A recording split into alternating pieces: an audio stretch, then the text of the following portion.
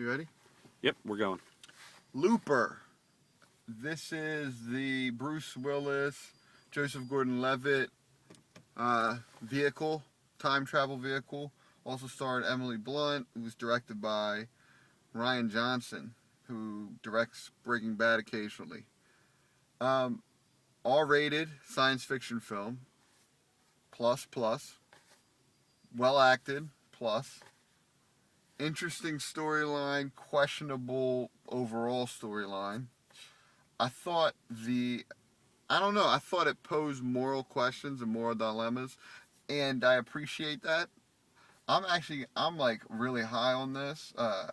My brother, who will go later, actually brought me down. I was probably going to go a little bit higher, but after talking to him and realizing the whole craziness of the plot, It's sci-fi on a certain level of that. You just either have to buy it or you don't. right, but it was surprising. I mean, definitely the preview doesn't give away what happens in this movie at all. Definitely not. And, the things you see in this movie you haven't seen before.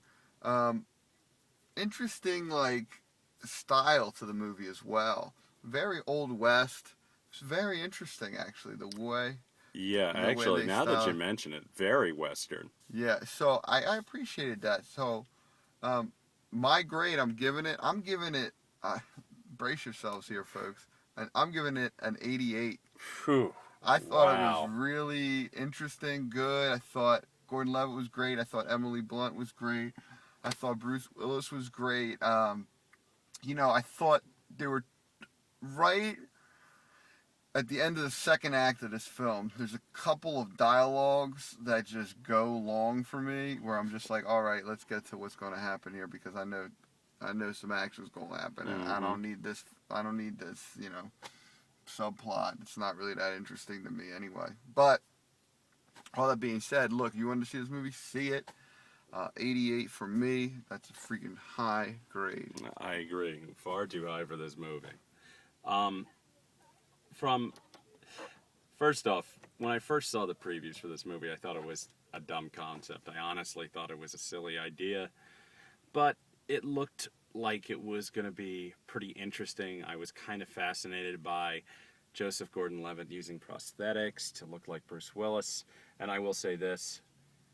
As much as I thought it was going to bother me, I completely bought in, and I thought that was very good. I thought the prosthetics were very good, and I thought you can almost buy that these two guys are two of the same guys, to an extent.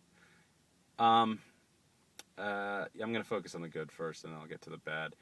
I thought the acting was great, actually. I really did think, I thought Bruce Willis was really strong in the movie. And Joseph Gordon-Levitt also very good. Jeff Daniels is forgettable. He's in a bit part. Actually, a lot of good people in small parts in this flick, and it's... Yeah, he was a little bit miscast, I would say, because he takes you out of it, because you're like, oh, look who it is, rather than just being in the story. It's Dumb and Dumber with a beard, he's a mob boss. I don't know, I think it kind of wanted to make you feel comfortable with the guy, and I think that's why you catch Jeff Daniels. But anyway, now the negative. It's a dark film. It's really a downer. The ending is just incredibly awful. Dark. Oh, it's just so depressing. And there's parts of this movie where I just checked out. I could not get around it, and maybe it's the failing of me. I don't know if it's the movie or just me, but morally, it just, it shook me. And you're right, my brother's right. It raised moral questions I just, fuck. God bless that I never have to make those kind of decisions. Let's see. I thought it was pretty well written. I thought the directing was good. The story, again, conceptually, it's so stupid. But, as I said before... For being as stupid conceptually as it is, which, basically the conceit that the mob is the only one that can time travel, which is moronic. It's just so fucking silly. Even with that, though, I thought that says more about the movie, that it was such quality, even though they had that ridiculous thing. The ridiculous concept, I say, it elevated above the concept. It was better than I was expecting. I will say that my expectations for this were very low, and honestly, it was better than that. But it's had such a horrendous ending. All right, what's the end? I gotta go. Based on the ending alone, I can't do any better than a 70. And I'm shocked I can go on that high, but it was really well done.